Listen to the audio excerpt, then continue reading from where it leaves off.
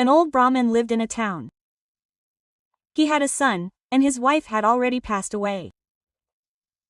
He had raised his son single-handedly, enduring great sorrow. The Brahmin had observed the gyaras fast since childhood. When his son grew up, he found a cultured girl and married him off. The day of gyaras arrived. The Brahmin said to his daughter-in-law, "I'm observing the gyaras fast. You clean up and make tea today. I only drink tea on gyaras. I won't eat anything else." Quote. The daughter-in-law cleaned as the Brahmin instructed. Meanwhile, the father-in-law bathed, prayed, and listened to the story. As the daughter-in-law began to make tea, a neighbor arrived. She said, "I thought a new daughter-in-law had arrived in the neighborhood. I'll go and see what she's doing." "But what's this? You're busy working so early in the morning." Quote. Hearing the neighbor's words, the daughter-in-law said, "Come and sit. I'm making tea for my father. Today is his gyaras fast." Quote. Hearing this, the neighbor went back. Then the neighbor returned at 12 o'clock and said, "Bahu Rani, what are you doing?" The daughter-in-law replied, "I'm making tea." She asked, "Where's your father-in-law?"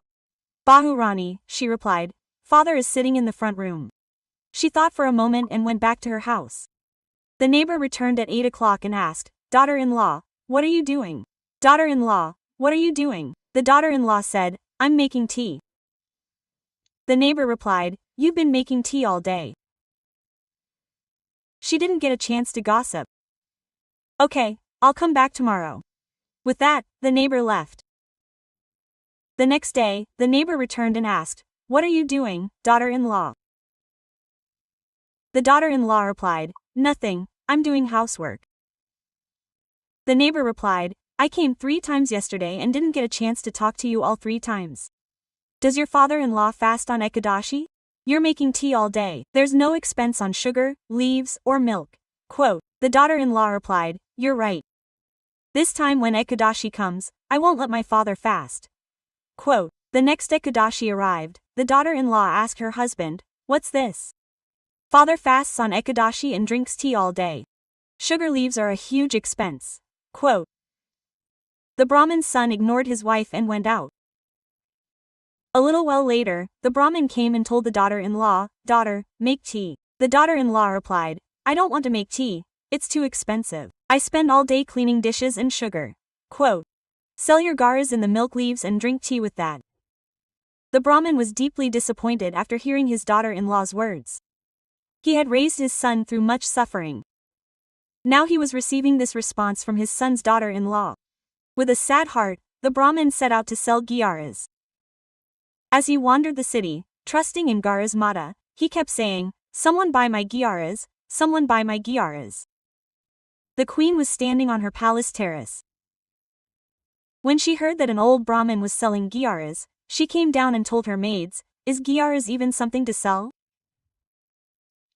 Go and see what the old Brahmin is asking for." Quote. So the maids called the old Brahmin and brought him. The old Brahmin's feet were swollen from wandering around. The queen said, "First have some tea." The Brahmin said, "No, I won't drink tea. I'll buy tea with the money I get from selling gyaras." Quote. The queen said, "Is gyaras even something to sell?" But the Brahmin remained adamant and said, "I will sell gyaras." Then the queen called the king and told him that an old Brahmin was selling gyaras. "This Brahmin is very unhappy. I request you to buy his gyaras." Quote. The king said, "Fine, I will buy your gyaras." When the king said this, the whole city announced that the king and queen were buying gyaras from a Brahmin. Everyone started heading towards the king's palace. The old Brahmin's daughter-in-law also heard that someone was selling gyaras. She thought, "It must be my father-in-law who is selling gyaras." She also ran to the palace. The queen asked, "O Lord Brahmin, what price will you put on gyaras?" The Brahmin said, "Bring a scale. I will sit on one pan, and give me something of value in the other." Quote. So the servants brought the scales. The Brahmin sat on one side.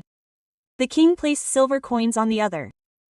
Even after placing numerous coins, the scales did not move. The king called for more money from the treasury. Even after placing all the money, it did not move. Then the king sold all his jewelry, rings, and all his other valuables. She took some out and placed it on the scale. Still, the scales didn't move.